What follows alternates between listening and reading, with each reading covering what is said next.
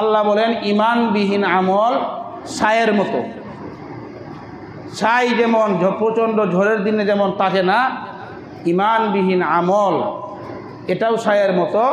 ইমান নাই, কিছু আমল করছে, মানে কিছু ছাই জমা করছে, যেমন ঝড়ে ছাই উড়াইয়া নিয়ে যা, তার আমলের একই অবস্থা। এইগুলা কোনো হিসাব হবে না, মূল্য হবে না।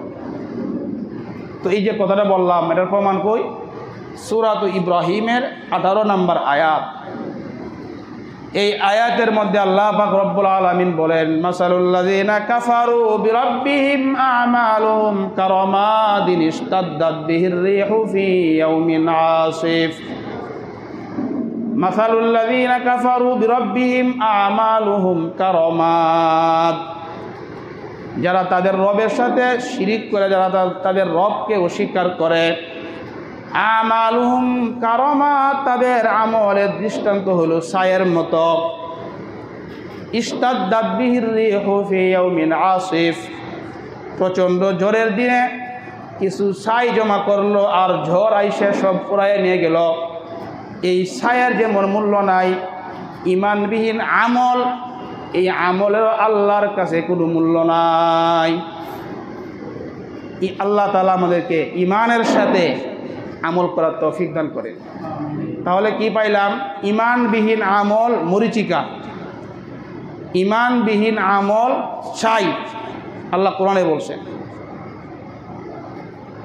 আমাদের টিনের ঘরের মধ্যে অনেক সময় ছিদ্র দিয়া রৌদ্রের একটা আলো আসে, এই আলোর মধ্যে অনেক ছোট্ট ছোট্ট জিনিস দেখা যায়। মূলত কিন্তু পুরা ঘরের মধ্যে এরকম ছোটো ছোটো জিনিস, কিন্তু যেখানে আলো পড়ছে এখানে দেখা যায়, বাকি জায়গায় দেখা যায় না। এটাকে বলা হয় উড়ন্ত বালুকণা। এটার নাম উড়ন্ত বালুকণা, যেটা দেখা যায় না। আল্লাহ বলেন ইমানবিহীন আমল যারা করবে, এদের আমলকে আমি উড়ন্ত বালুকণার মতো করে দিব। এগুলা দেখা যাবে না, উড়ন্ত বালুকণা হাসরের ময়দানে উড়বে, এগুলা দেখা যাবে না আর ওজনও করা হবে না। এই আমলের কোনো মূল্য নাই, নাউজুবিল্লাহ। ইমানবিহীন আমল উড়ন্ত বালুকণার মতো। আল্লাহ তাআলা সূরাত ফুরকানের 23 নম্বর আয়াতের মধ্যে আল্লাহ সুন্দর করে বলে দিয়েছেন, ওয়াকাদিমনা ইলা মা আমিলু মিন আমালিন ফাজআলনাহু হাবাআম মানসুরা। তারা যে আমল করে, ইমান নাই, আমল করে, কোটি কোটি টাকা দান করে, কিন্তু ইমান নাই। আল্লাহ বলেন এদের আমলগুলাকে আমি উড়ন্ত বালুকণার মতো করে দিব। যে আমল দেখা যাবে না, এই আমল ওজনও করা হবে না, উড়তে থাকবে, এটা আর হিসাবের মধ্যে আনা হবে না।